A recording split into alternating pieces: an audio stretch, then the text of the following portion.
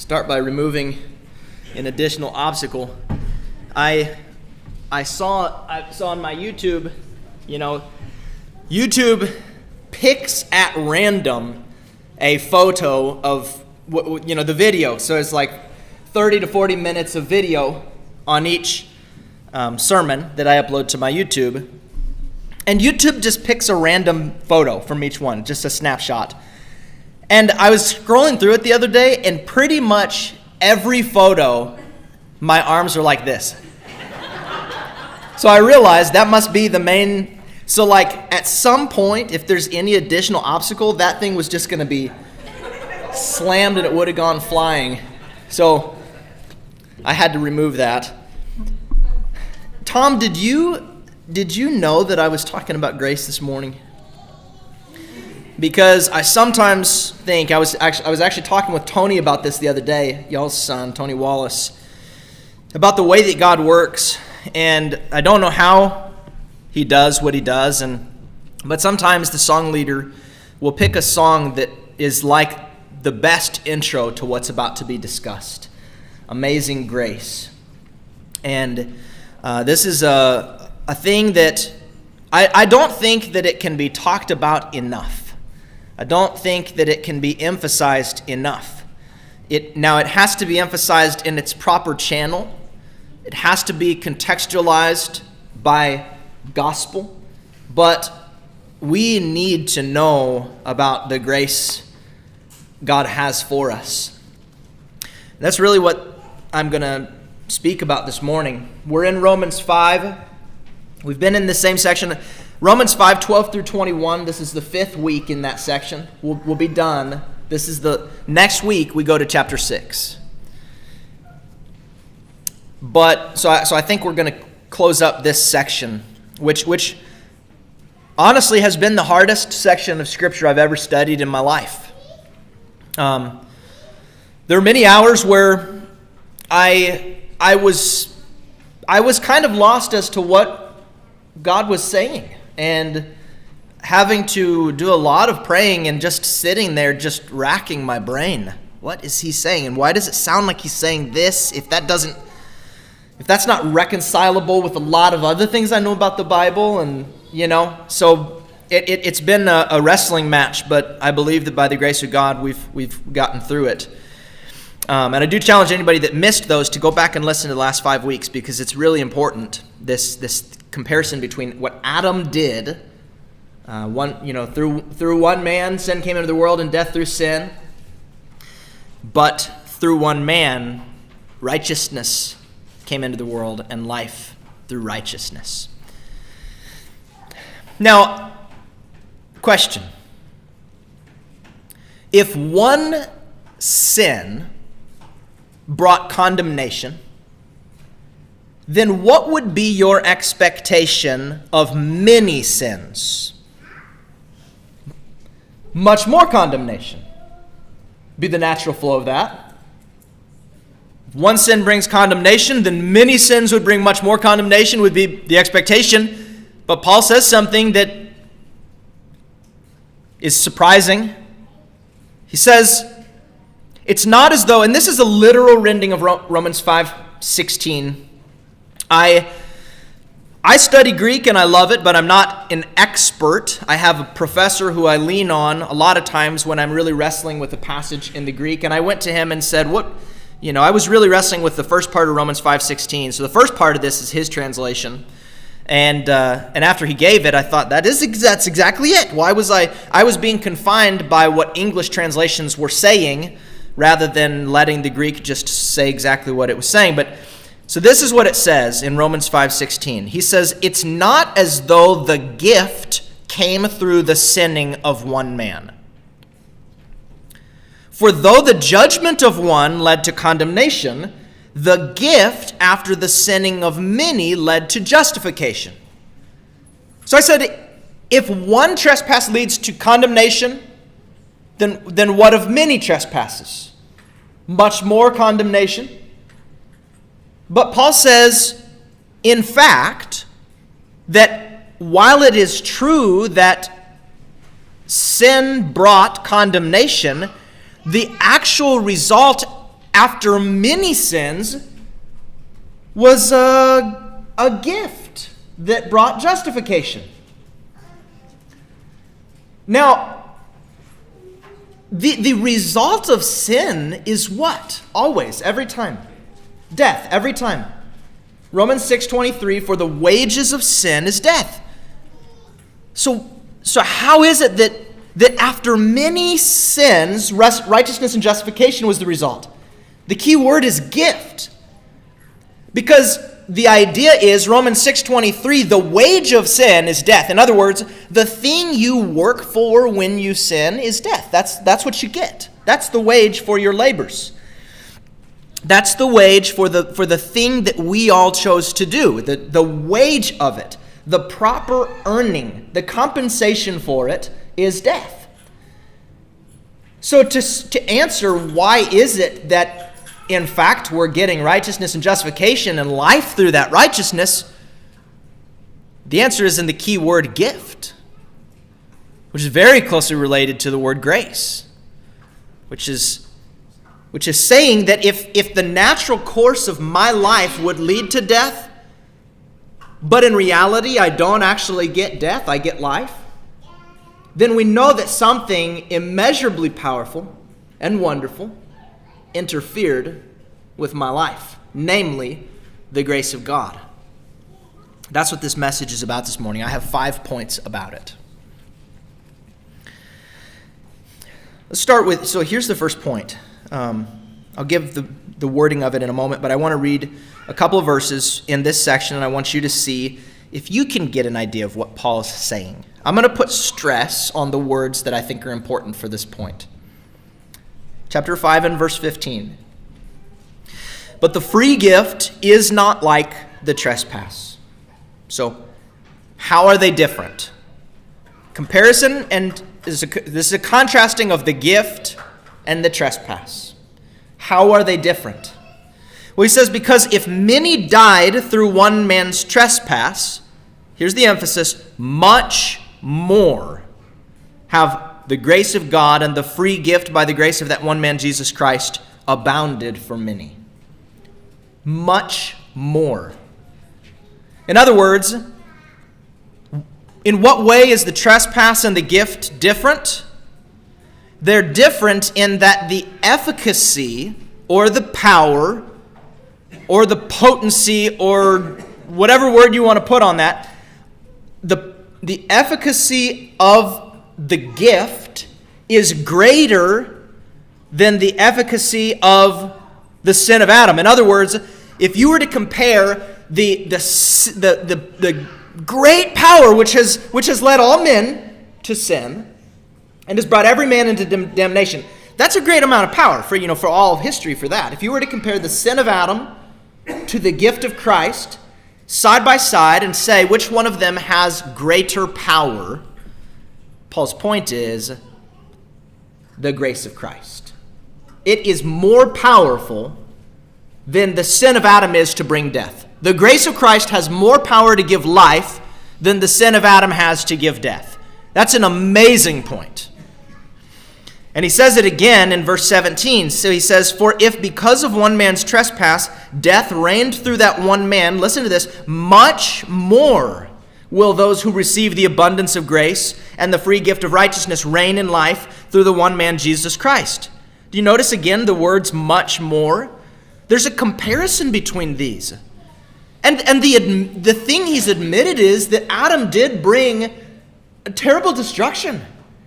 We would be false to say there wasn't incredible power in what Adam did, in power for destruction, but he's saying, let's keep it in context. In relation to the grace of Christ, it isn't anywhere close. The grace of Christ is of much more power than the sin of Adam is. And again, a third time. This is the point that struck me after 3 weeks of studying this passage. And I'm never going to forget it, and I hope you don't either. Now the law came, this is verse 20. Now the law came in order to increase the trespass. We're going to talk about that in a little bit. But where sin increased, grace abounded. What words does he say? All the more. So when sin got really big, grace got even bigger. Which is to say that the power of the grace of Christ is greater than the power of the sin of Adam. The power of the grace of Christ to give life is more power than the sin of Adam to bring death. Isn't that amazing?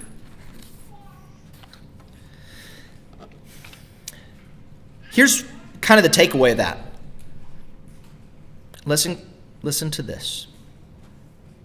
At any and every moment, for any and every person on the planet, a loved one that you love very much that isn't saved, a neighbor who you're trying to bring to Christ who has not committed to that, or even your own life, at any and every moment, for any and every person, there is literally a greater potential for that soul to be saved through the gift of Christ than for that soul to be damned through the sin of Adam. Now, I use very specifically the word potential. There is literally at any given point in time a greater potential for the salvation of a person through the grace of Christ than there is a potential for that person to die through the sin of Adam. But the reason why I use the word potential is because how often is there great potential that isn't even used? How often, teachers, do you have a child who's gifted in the brain and really smart, but goes into a life of crime or whatever because of example or behavior that they saw? Incredible potential that went to waste. But the point of this point is that the grace of God has more power, period, than any other thing. And so then it just becomes a matter of how do you connect that person who hasn't had this yet? How do you connect them into that power source? I find this to be incredibly encouraging, especially for those of us who are seeking the grace of Christ. There are some who don't know of it. There are some who have walked away from it. There are some who are blind to it. But what of those of us who know it and want it and are seeking it despite the imperfections and failures that we have in our life? If you know it and you want it and you desire it, and it's a greater power than the power of Adam to bring death, what does that say for my salvation? It's a sure thing. It's a sure thing. Lean on that and rely on that and get power from that. And do not let the enemy bring us into slavery and fear again. That was the first point. Now, second, before I give the point, I want to introduce it this way. I've listened to lectures and I've heard mainstream scholars, religious scholars, both from Christian and from other religions, especially Islam and Judaism. There's kind of a popular thing to compare Judaism and Islam and Christianity, and to come out on the other side and say that these religions are superficially different but fundamentally the same. I've heard this many times.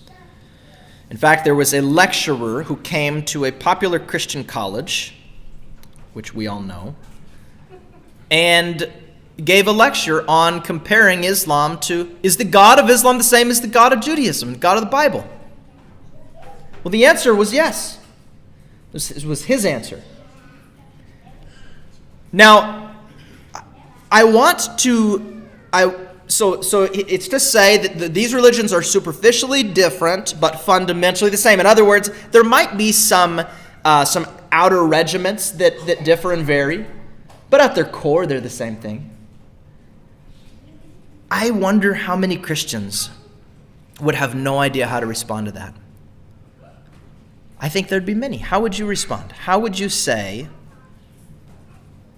that's not true? And if you were to say that isn't true, you might have a gut feeling that says, that's not true. There's a huge difference. But what would you say is the difference? What is the thing that makes the Christian faith unique in every sense of that word? such that you would actually say that there may at times be superficial similarities between some of the outward regiment of these religions, but fundamentally they are totally different. We're not talking about the same thing at all.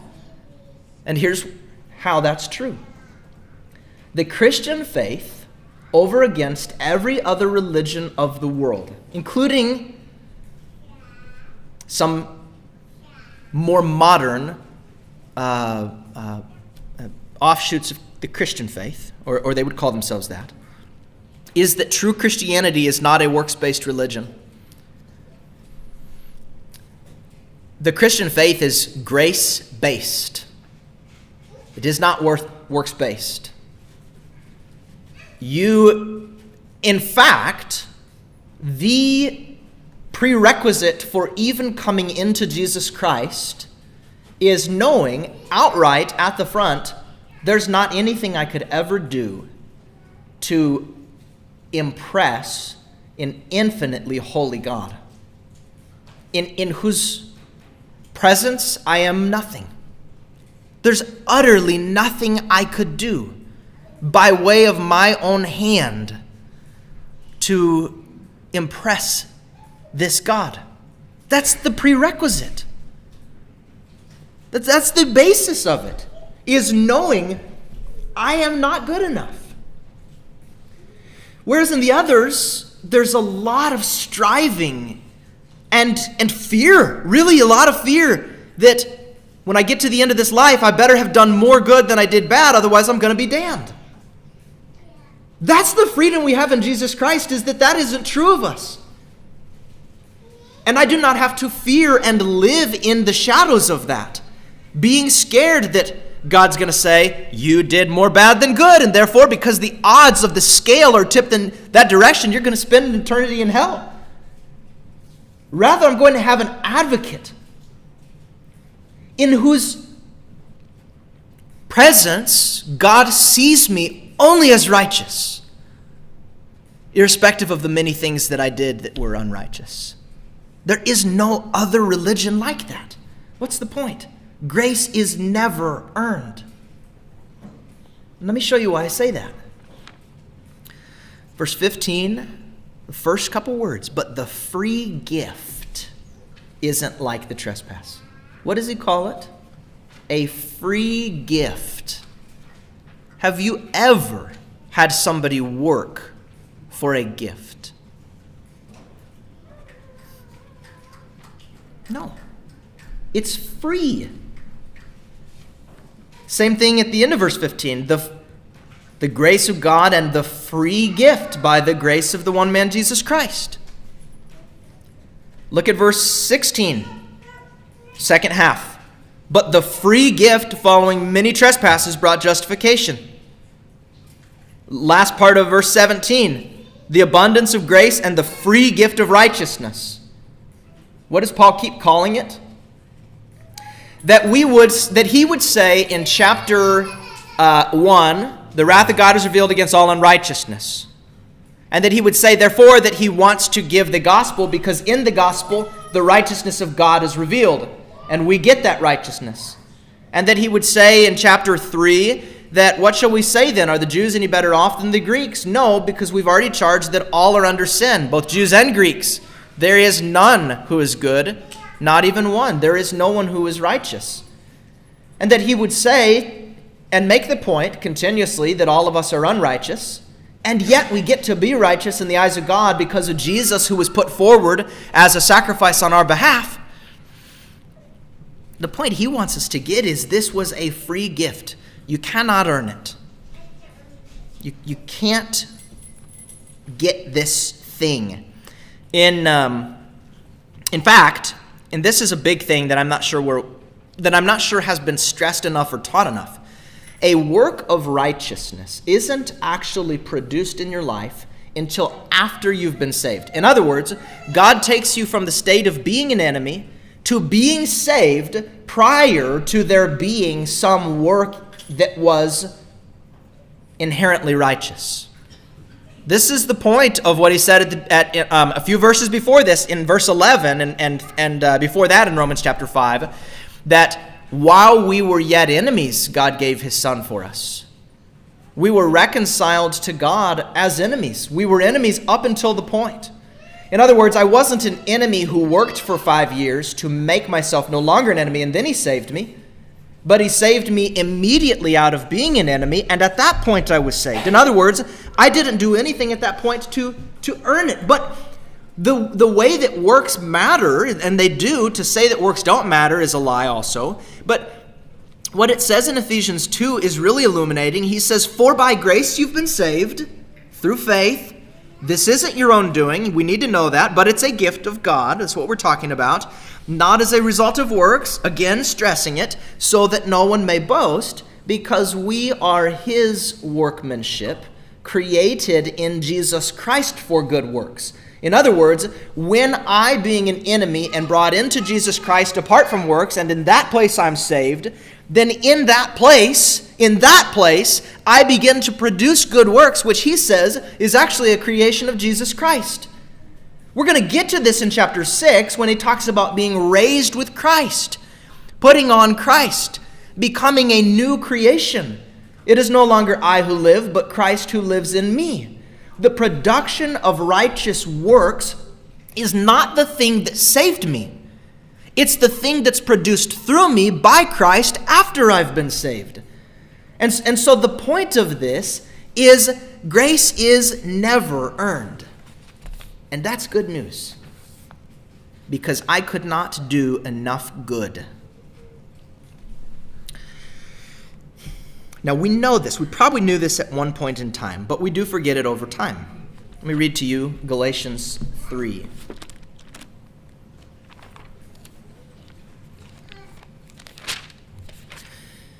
Galatians 3, 2 and 3. Listen to this. He says, "Let me ask you only this. Did you receive the Spirit by works of the law or by hearing with faith?" In other words, did you earn him or were you given him? "Are you so foolish, having begun by the Spirit?" And they would say, well, we received it by the hearing of faith, not by works of law. And so then he says, having begun by the Spirit, are you now being perfected by the flesh? Because these are people that at one time knew that they were saved by the grace of Christ, and that any works are not something to impress God, but they're just a life of gratitude for the thing God already did. In other words, they're an outgrowth of the faith that I still have in God and I'll have until I leave this earth. Now they knew it at one time, but he says, having begun by the Spirit, are you now being perfected by the flesh?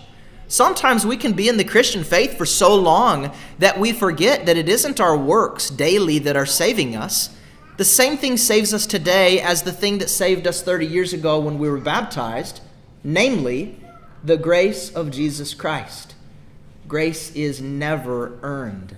It is always a free gift. And the fruit of a life that believes in that and actually holds that to be valuable is a production of righteous works, the likes of which we could never do were we not to believe.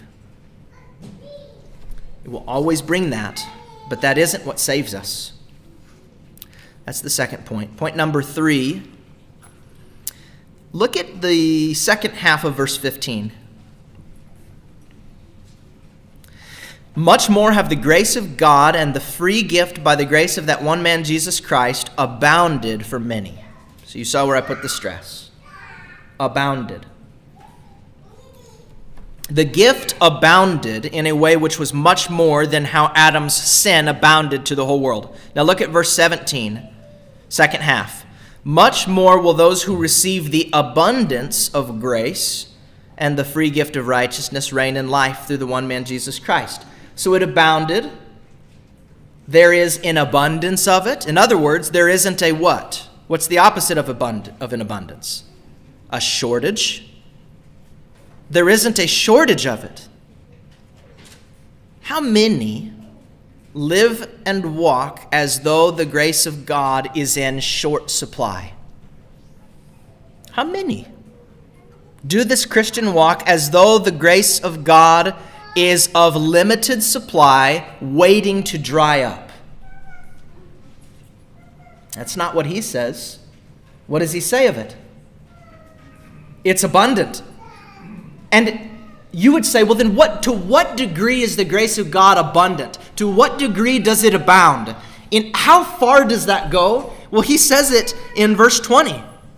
He says, now the law came in order to increase the trespass. We're going to talk in a minute about how sins increased when law came. But where sin increased, grace abounded all the more. What's the point? That as the law made people more sinful, and God gave the law, then God gave more grace to compensate for the greater sinfulness that they had. Where sin increased, grace abounded all the more.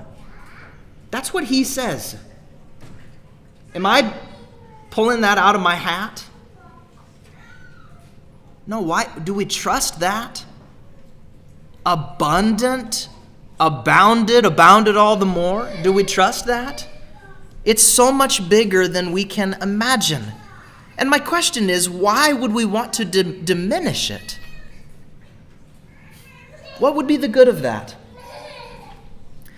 I'll say that I think the reason why we want to diminish it is because we're afraid that if people really know the grace of Christ, then they're going to go out and live as vagabonds. That's your fear. I've had conversations, many on the sides. Are you saying? No, that isn't what I'm saying. And that isn't what Paul's saying. I'll say again what Paul has said continuously. That when we get this, we actually uphold the standards of the law. Whereas prior to that point, we didn't.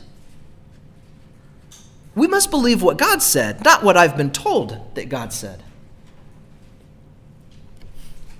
This is what it says. Grace is boundless.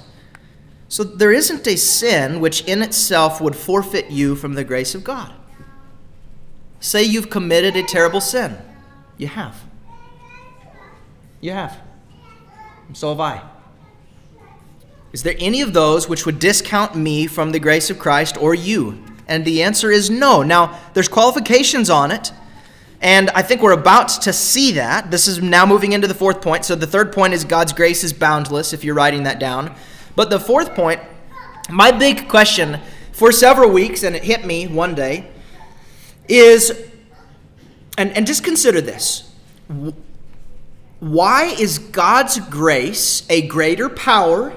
We looked at that a moment ago. He says, it's much more will those who receive the grace of Christ be saved. It is a greater power. The efficacy of it is greater than the sin of Adam. So how is it that God's grace is a greater power than the sin of Adam? And how can God's grace be boundless? And how can it be free? The 3 points we've looked at this morning. A greater power, boundless, and free. How can it be those things, and yet so many in the world don't get it? Isn't that the question that you're also asking yourself? How can you have a power so great that abounds higher than any sin, and it's free, and there's so many that don't get it? That was my question. Well, first of all, look at in chapter 11 and verse 2, this kind of speaks to the fact that Paul would even say this, because even in Romans, Paul would admit that it is a limited number that do receive it. And we're going to look why in a moment, but in 11 verse 2 and following, he says, God hasn't rejected his people, the Jews, whom he foreknew. Do you not know what the scripture says of Elijah? How he appeals to God against Israel? Lord, so this is Elijah. Elijah was looking out at the people of God, and he says, the people of God, they have killed your prophets. They have demolished your altars, and I alone am left, and they seek my life. Elijah was in a dark place, thinking he was the only one that was faithful to God. But what is God's reply to him? I have kept for myself 7,000 men who've not bowed the knee to Baal. So too at the present time, so Paul's saying right now, there is a remnant chosen by grace. Now, I mean, endless power, boundless application, totally free, and only a remnant? Do you see that? Like, what is going on? How do you have this endless, boundless, free power? This is the greatest thing anybody's ever known, and yet it's only for a remnant. The answer is in verse 17 of chapter 5. He says, and it's hidden in there, he says, "For if because of one man's trespass death reigned through that one man, much more will those who receive the abundance of grace and the free gift of righteousness reign in life through the one man, Jesus Christ. For whom is the grace of Christ potent?" For whom is the grace of Christ more powerful than the sin of Adam is in their life? For those who receive it. There you go. That's the answer. Why is there only a remnant? Well, it isn't because God has short supply. It isn't because God, as some believe, only will save 100,000. No. God is patient, not wishing for any to perish, but for everyone to come to a repentance and a knowledge of the truth. There's enough power available to save every soul on the earth. For God so loved the world that he gave his only Son, so that whoever believes in him will not perish, but have eternal life. So, why is it that so few have it? It's because so few receive it. And we know who receives it, according to the very beginning of chapter 5. Those who believe. Having been justified by faith, ... we have access into this grace in which we stand. So those who receive it are those who believe it, and those who believe it have access into this immeasurable, boundless, free grace. In other words, I believe and I receive it. But then the follow-up question is, so the answer for why so few have it is because so few desire it. The question is, why do so few desire it? And here's the answer. Because so few understand their need for it. Let me speak to something that is extremely important, and I hope you'll tune in if you haven't already tuned out. Most people in this community are not overtly bad people. Most are good people by our standard. Most people aren't going to break into your home. Most people are going to work hard. Most people are going to be law-abiding. Most people aren't going to do a murder. Most people are going to help you on the side of the road. Most people are going to be pretty good by the standards that we have. And it's for that reason that people get in their minds that I'm good, because we still think, because of all the other world religions, and we've been shaped in this way to think that somehow the good things that I do are the things that are going to earn me a place in the kingdom of God. But the reason why that's flawed is because we are not to be comparing ourselves to a standard created by men of what righteousness and goodness is.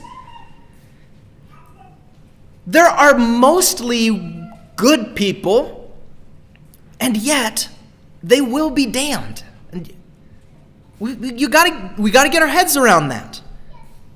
If somebody didn't come into Jesus Christ, we cannot say rest in peace. Because what did Paul say? There is no one who is good, not even one, not even me. In comparison to an infinite God whose standard is so much higher than we can fathom, we are nothing. If there was a contest to see who could jump to the moon, you might have a pro NBA player that can jump 3 feet higher than any of us. And by that standard, if say that's our how we measure up to God, and we laugh, we say that guy can jump 4 feet, 48 inches. You only can jump 6 inches. He's like 3.5 feet higher than you. But how far is he from the moon? Still really far. That's kind of how we compare ourselves. Look at verse 20. Look at verse 20. Now the law came, and this gave me a lot of trouble, but the Lord finally came through and gave me the answer. The law came in order to increase the trespass, but where sin increased, grace abounded all the more. So why did God give the law? He gave it in order to make sin a bigger problem. You would think that God gave the law to make people more holy, more righteous, better rule followers, better in his sight. But he says God actually, in fact, gave the law to increase sin, to make the problem even bigger. In other words, God gave the law to make the problem even more obvious. Why would God want to make the problem of sin more obvious? Why would God want to make sin bigger? Because when it's really obvious, maybe then I'll see it. When it's really obvious, maybe then I'll know I'm falling short here. This is why most people don't receive it.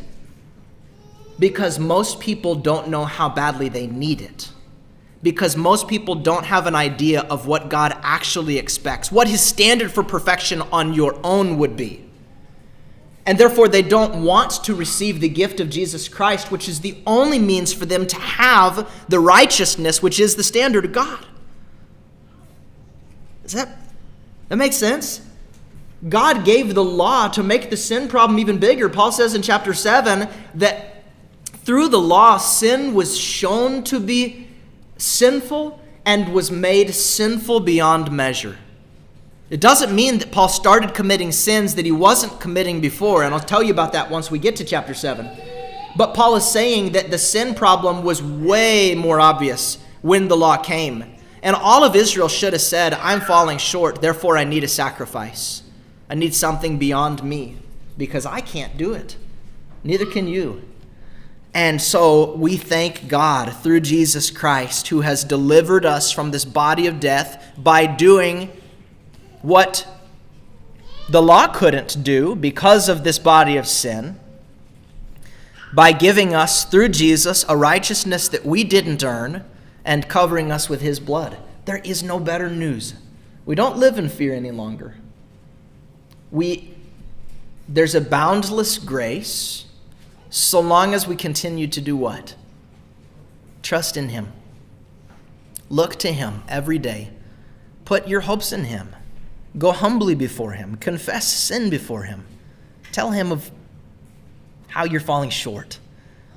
I have to do this all the time. I'm so thankful for this grace. I titled the message this morning, Boundless Grace for Receptive Failures. And I chose every one of those words very carefully. It's boundless. God doesn't have a point where he'd say, you did it one too many times, you're gone. And it is for people who are receptive of it. He says it's for those who receive it. And who will receive it? Those who know they're a failure. It's kind of the opposite of what the world would push right now. You shouldn't speak to yourself that way. But it's good to. Because we all are. None of us is better than any other person in the eyes of God. But through Jesus, we're made to be righteous, and that's something worth praising God for. So this morning, if you believe in Jesus, and if you want this grace, the Bible, chapter 6, we're going to get there in a little bit. It's going to say we die to sin through baptism. Belief and being baptized. If you need to do that this morning and receive the grace of Christ, please come forward while we sing this song.